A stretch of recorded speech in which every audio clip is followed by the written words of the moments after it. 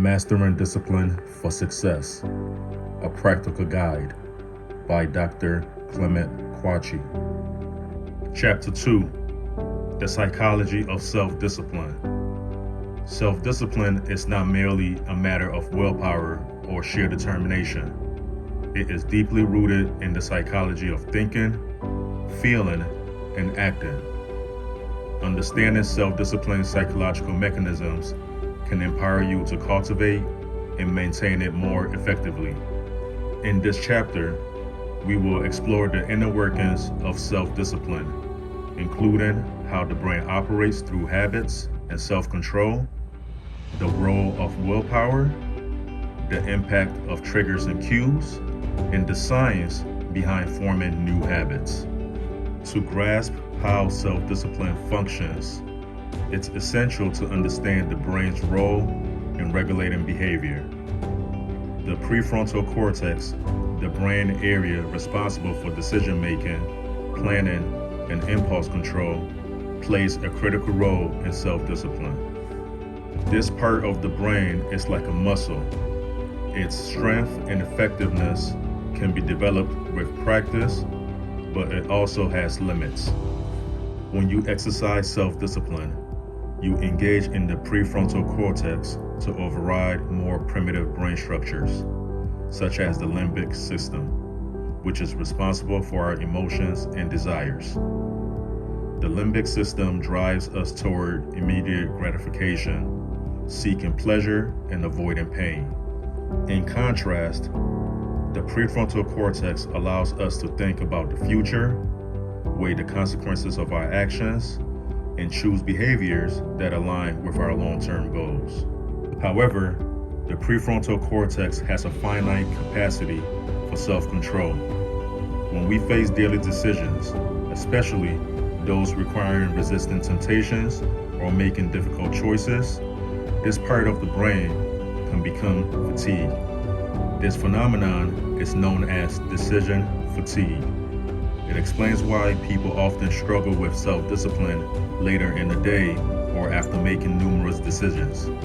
Understanding this can help you plan your day more effectively, placing tasks that require high levels of discipline earlier in the day when your prefrontal cortex is freshest. Willpower is often taught as the driving force behind self-discipline. Mental energy allows us to resist temptations and focus on our goals. However, like any form of energy, willpower can be depleted. When you use willpower to resist temptation or push through a challenging task, you draw on a limited resource. As a muscle gets tired after exertion, so does willpower after prolonged use. However, like a muscle, willpower can be strengthened with practice. Regularly engaging in activities that require self-control, such as sticking to a schedule, resisting small temptations, or setting and following through on daily goals, can gradually increase your willpower reserves. Moreover, research suggests that your beliefs about willpower can influence how you use it. People who believe willpower is a finite resource that depletes quickly are likelier to experience willpower depletion. In contrast, those who think that willpower is something they can replenish are better able to maintain self-discipline even after a challenging day. This indicates that cultivating a mindset that views willpower as renewable and resilient can help you enhance self-discipline. Our environments are filled with triggers and cues that influence our behavior, often without being fully aware of their impact. A trigger or cue is any stimulus, such as a time of day, a specific location, or even an emotional state that prompts a particular behavior. Understanding the triggers that influence your behavior is crucial for developing self-discipline. By identifying the specific cues that lead to undesired behaviors, you can take steps to manage them. For example, if you know you tend to procrastinate when working in a cluttered environment, you can improve your self-discipline by tidying up your workspace. Similarly, if you tend to overeat when you're stressed, you can work on developing healthier stress management techniques. One effective strategy for managing triggers is to create if-then plans, also known as implementation intentions. This involves identifying a specific trigger and planning a desired response. For example, if you know that you tend to skip your workout when you are tired, you might create a plan that says, if I feel tired after work, then I will still go to the gym for at least 10 minutes.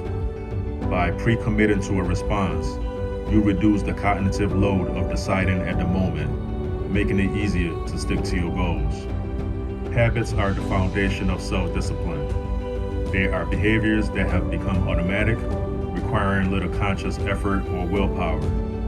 Understanding the science behind habit formation can help you build new positive habits and break old negative ones. The process of habit formation is often described as a habit loop, which consists of three main components: the cue, the routine, and the reward. The cue is the trigger that initiates the behavior. The routine is the behavior itself, and the reward is the positive reinforcement that follows the behavior. You must identify these three components to create a new habit and consciously design your habit loop. Start by choosing a cue that will consistently trigger your desired behavior. This could be something as simple as a time of day, a specific location, or an emotional state. Next, decide on a routine, an action that you can repeat regularly. Finally, reward yourself for completing the routine, even if the reward is small. This reinforces the behavior and helps to cement the habit. Self-discipline is not just about exerting control over your behavior. It is about understanding the psychological processes that drive your actions and learning how to manage them effectively. By understanding the role of the brain, the impact of willpower, the influence of triggers and cues, and the science of habit formation, you can develop strategies that enhance your self-discipline and make it easier to achieve your goals. Moreover, you can create a solid psychological foundation for lasting change by managing your emotions and aligning self-discipline with your identity. If you like this video, make sure to hit that subscribe button, share it, and we'll see you in the next video. Thank you.